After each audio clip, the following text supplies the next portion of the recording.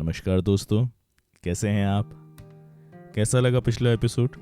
मेघालय की खासी पहाड़ियों से स्पेशली आपसे मिलने आई कहानी पसंद आई? तो इस सफ़र को आगे बढ़ाते हैं इंडिया के ईस्ट पार्ट से ही चल के आई एक और कहानी के साथ, यानी कि बंगाल से। पर थोड़ी संजीदा कहानियां हो गई हैं अभी तक, तो थोड़ा सा सफर को लाइट करते हैं एक लाइट कॉमेडी के साथ। तो शुरू किया जाए।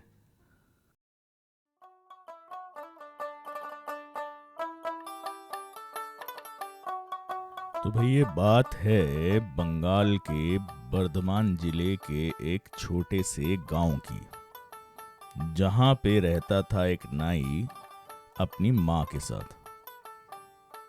एकदम निखट्टू निठल्ला नाई, जो कि था बहुत ही ज्यादा आत्ममुग्ध, यानी कि सेल्फ ऑब्सेस्ड। दिन भर एक टूटी कंघी से अपने बाल संवारता रहता और शीशे में खुद को निहारता रहता। ना कोई घर का काम करना, ना ही बाहर से पैसे कमा के लाना, और माँ की गालियां दिन भर अलग से खाना। तो ये थी उसकी रोज की दिनचर्या। अब माँ भी कब तक झेलती? आखिर में उनके सब्र का घड़ा भर गया और उन्होंने इस नाई की जबरदस्त झाड़ू से पिटाई कर दी। कहा कि काम का ना काज का, दुश्मन अनाज का, घर पे बैठ के बस खाता रहता है, बाहर जा और कुछ अच्छा कमा कर लेके आ। और भाई ये बात हमारे आत्ममुग्ध नाई के, सेल्फ ऑब्सेस्ड नाई के दिल पे लग गई, और उसने भी गुस्से में कह दिया कि ठीक है, घर भर के पैसा नहीं लेके आऊंगा ना, वापस नहीं आऊंगा घर, जा रहा हूं घर छोड़ के। और ये कह के नाई शहर की ओर निकल गया। अब जो शहर का रास्ता था वो जाता था जंगल से होते हुए। नाई ने चलना शुरू किया, चलता रहा, पर चलते चलते ही ढल गई शाम और हो गई रात। अब रात में जंगल में चलते चलते नाई ने एक ऐसा मंजर देखा कि उसकी रूह अंदर तक सूख गई। उसने देखा कि उसके सामने एक ब्रह्म राक्षस बिना कपड़ों के पागलों की तरह नाच रहा है।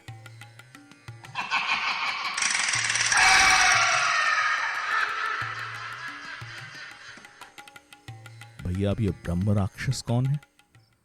ब्रह्म राक्षस कहानियों में एक इतना स्ट्रॉन्ग राक्षस कहा जाता है, जो कि पहले ब्राह्मण था, पर उसने अपने काम सही तरीके से नहीं किए। अजीब है ना कहानियां, मतलब राक्षसों के अंदर भी कास्ट डाल दी। खैर, आगे चलते हैं। तो नाई ने उस ब्रह्म राक्षस को बिना कपड़ों के जंगल के बीच में पागलों की तरह नाचते हुए देखा।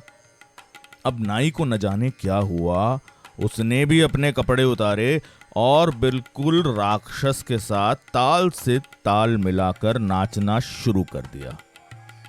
अब नाचते नाचते ही नाई ने राक्षस से पूछा कि भाई क्या हो गया, क्यों भी जंगल में नाच रहा है? तो राक्षस ने जवाब दिया, मैं तो इसलिए नाच रहा हूं क्योंकि तेरे रूप में मेरे को अब नरम नरम खाना मिलने वाला है। पर तू क्यों नाच रहा है पगले? तो इस बात पर नाई राक्षस से भी ऊंचा हंसा। मैं इसलिए नाच रहा हूं क्योंकि मैं इस राज्य का आधा राजा बनने वाला हूं। तो भाई राक्षस ने नाई को देखा और अचरज से पूछा, तू और राजा कैसे भाई? तो नाई बोला, तुझे नहीं मालूम? इस राज्य के राजा का बेटा है बहुत ही बीमार, और उसने ये घोषणा की हुई है कि भाई उसे जो ठीक कर देगा उसको वो अपना आधा राज्य दे देगा, और उसको ठीक करने के लिए 101 ब्रह्म राक्षसों के दिल का खून चाहिए। 100 ब्रह्म राक्षसों के दिल का खून तो मैं निकाल चुका हूं और तू है 101वां। तो भैया मैं बनने वाला हूं राजा और इसीलिए मैं बेदम नाच रहा था। तो ये सुन के राक्षस बोला कि भक्त, तू झूठ बोल रहा है, ब्लफ कर रहा है तू मेरे साथ, ऐसा कुछ है नहीं। तो नाई बोला, अच्छा यकीन नहीं है तेरे को? ये देख, मैंने तेरी रूह को, तेरी आत्मा को कब्जे में करके रखा हुआ है, देख। और ये बोलते ही नाई ने अपने झोले में से शीशा निकाला और राक्षस को उसका अक्स यानी रिफ्लेक्शन शीशे में दिखा दिया। अब भाई इतनी कम रोशनी में जंगल के अंदर राक्षस को सही में लगा कि अरे इसने तो मेरे को इस बक्से में बांध के रख लिया है, अब मैं क्या करूं, किस तरीके से इस बक्से से छूटूं। तो वो नाई के पैर पकड़ने लगा और वहीं पर जोर जोर की रोने और गिड़गिड़ाने लगा कि भाई मेरे को छोड़ दे, तू किसी और राक्षस को पकड़ लियो, या फिर मैं तेरे को देता हूं ना, राजा के राज्य के बराबर सोना देता हूं तेरे को। तो नाई बोला, नहीं भाई, सोना तो मुझे वैसे भी मिल रहा है ना तेरे को मार के, तो क्या फर्क पड़ता है। तो राक्षस ने सोचा और बोला, अच्छा ठीक है, मैं तेरे को 7 राज्यों के बराबर सोना और हीरे जवाहरात देता हूं। तो नाई ने कहा, अब तो तू मजाक कर रहा है, तेरे पास कहां से आया ये सब। तो राक्षस बोला, नहीं नहीं, मेरे पास सही में ये सब है। वो देख, वो जो पीछे पेड़ है ना, वो बड़ा बरगद का पेड़, उसकी जड़ के नीचे मैंने गाड़ के रखा है, मैं तेरे को दिखाता हूं। 7 हीरे जवाहरातों से भरे हुए बड़े बड़े मटके। तो नाई बोला, यार अगर मैं वो ले भी लूं, अब मेरा घर है यहां से इतना दूर, कौन लेके जाएगा वहां तक इसे। तो ब्रह्म राक्षस बोला, हाँ रे मैं लेके जाऊंगा ना, मैं लेके जाऊंगा तुमको भी और इतने सारे हीरे जवाहरातों को भी। ये बोलते ही उसने अपने हाथ से पूरा का पूरा बरगद का पेड़ हटा दिया और नाई की आंखें फटी की फटी रह जाने वाली थीं, इतना सारा सोना और हीरे जवाहरात देख के। मगर उसने थोड़ा खुद को कंट्रोल किया और कहा, तो ठीक है भाई, चलें फिर। इतने में वो ब्रह्म राक्षस वो 7 के 7 बड़े मटके और नाई को उड़ा के वहां से ले गया उसके घर की ओर। घर पहुंच के ब्रह्म राक्षस ने कहा कि भाई अब मुझे आजाद कर दे, तूने जो कहा मैंने वो कर दिया। तो नाई बोला कि मैंने कब कहा था ये करने को। तो ब्रह्म राक्षस को एहसास हुआ, अरे बाप रे, ये तो हम ऐसे ही ठग गए, ये तो मैंने खुद ब खुद कर दिया इसके लिए। तो ब्रह्म राक्षस बोला कि बता मैं तेरे लिए क्या कर सकता हूं कि तू मेरे को छोड़ दे। उसने कहा, ठीक है, ये खेत देख रहा है, यहां पे धान की फसल बढ़ गई है और कटने लायक हो गई है, तो जल्दी से जा और सारी की सारी धान की फसल काट के ले आ, फिर मैं तुझे आजाद कर दूंगा। तो बेचारा ब्रह्म राक्षस गिरे हुए कंधों के साथ चला गया खेत में कटाई करने। फसल की कटाई कर ही रहा था कि तभी दूसरे बड़े राक्षस ने उसे आवाज लगाई, ओए क्या कर रहा है। तो ये सुन के पहले ब्रह्म राक्षस ने अपनी पूरी कहानी दूसरे राक्षस को बता दी। तो दूसरा राक्षस सुन के हंसा, अबे तुझे ये इंसान बेवकूफ बना रहा है, तेरे को तो मालूम है ये इंसान हम राक्षसों के मुकाबले के ताकतवर थोड़े ही होते हैं, ये तो कमजोर से प्राणी है। तो भाई ब्रह्म राक्षस ने कहा, देख मैं तो अपनी जान बचाकर यहां से भागने वाला हूं, और अगर तेरे को लगता है कि तू इस इंसान से कहीं ज्यादा शक्तिशाली है तो जाके आजमा ले अपनी शक्ति। इसी बीच में नाई की मां घर पर ये देख के तो बड़ी खुश हुई कि भाई उसका बेटा इतने सारे हीरे जवाहरात लेकर आया, वो भी इतनी जल्दी, और उसका बेटा एक बड़ी सी मछली भी लेके आया था।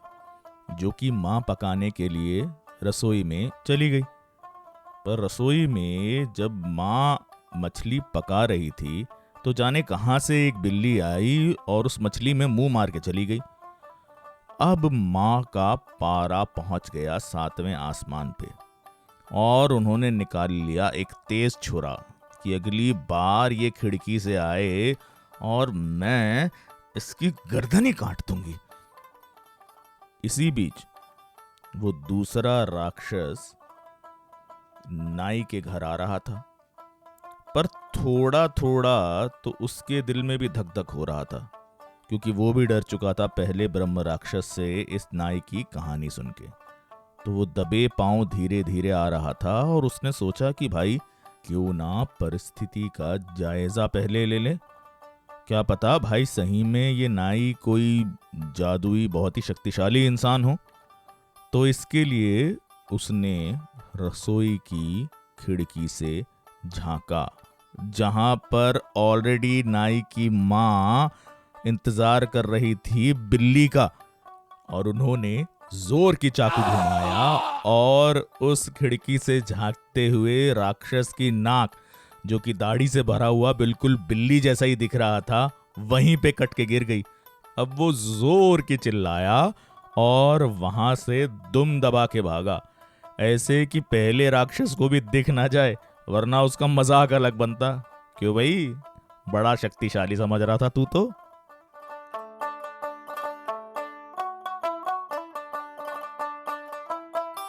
कुछ समय में वो पहला ब्रह्म राक्षस नाई के पास वापस आया कि भाई देख, मैंने सारी की सारी फसल काट के यहाँ पे रख दी है, अब मुझे आजाद कर दे। तो नाई ने कटी हुई फसल देखी और कहा, जा, आजाद किया तुझे। तो नाई बोला, नहीं नहीं नहीं, ऐसे नहीं, मैं देख चुका हूं तू बहुत चालाक है, और इंसान तो वैसे ही बहुत चालाक चतुर होता है। तू मेरे को दिखा वही बक्सा जिसमें तूने मेरी आत्मा कैद करके रखी थी। तो नाई ने अपने झोले में से वही शीशा निकाला और उल्टा करके दिखा दिया, जहां पे कोई शीशा था ही नहीं और ना ही राक्षस को उसका अक्स दिखा। तो राक्षस हुआ खुश और नाचते गाते हुए वापस जंगल में चला गया कि चलो भाई, जान बची तो लाखों पाए, लौट के बुद्धू घर को आए। तो कैसी लगी आपको कहानी? इस कहानी के लिए हम दिल से शुक्रिया कहना चाहेंगे A.K. रामानुजन जी को, जिन्होंने लिखी किताब फोक टेल्स फ्रॉम इंडिया, और हम आपके लिए ये मजेदार कहानी वहीं से लेकर आ पाए। सो थैंक यू रामानुजन जी। तो अगली बार हम आपके लिए लेके आ रहे हैं राजस्थान के मेवाड़ से एक कहानी, हिंदुस्तानी रपंजल की। रपंजल की कहानी तो सुनी होगी आपने बचपन में, डिज्नी ने दिखाई होगी, पर हिंदुस्तान की रपंजल कैसी दिखती है और ये कैसे वेस्ट की रपंजल से अलग है, ये हम देखेंगे अगली बार। आपको कहानी कैसी लगी ये हमें ज़रूर बताएं।